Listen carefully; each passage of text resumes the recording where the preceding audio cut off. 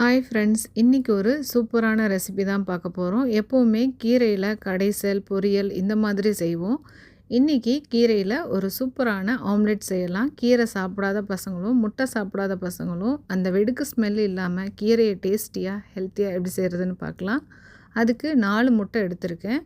இந்த பசலிக்கீரை வந்து red, green நார்மலாக உள்ள கலரு ரெண்டுமே சேர்த்து தான் எடுத்திருக்கேன்.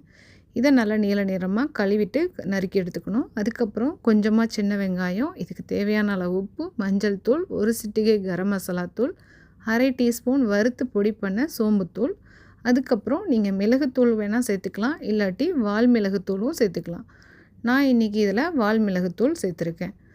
இதெல்லாமே சேர்த்துட்டு எண்ணெய் சூடானதுக்கப்புறமா தவாவில் ஊற்றி 2 பக்கமும் வேக விட்டு திருப்பி போட்டு எடுத்தால் சூப்பரான ஸ்பினாச் ஆம்லெட் ரெடி ஆகிடுச்சு. இந்த ரெசிபி உங்களுக்கு பிடிச்சிருந்தா ஒரு லைக் கொடுத்துட்டு ஃப்ரெண்ட்ஸ் அண்ட் ஃபேமிலியும் ஷேர் பண்ணுங்கள். தேங்க்யூ.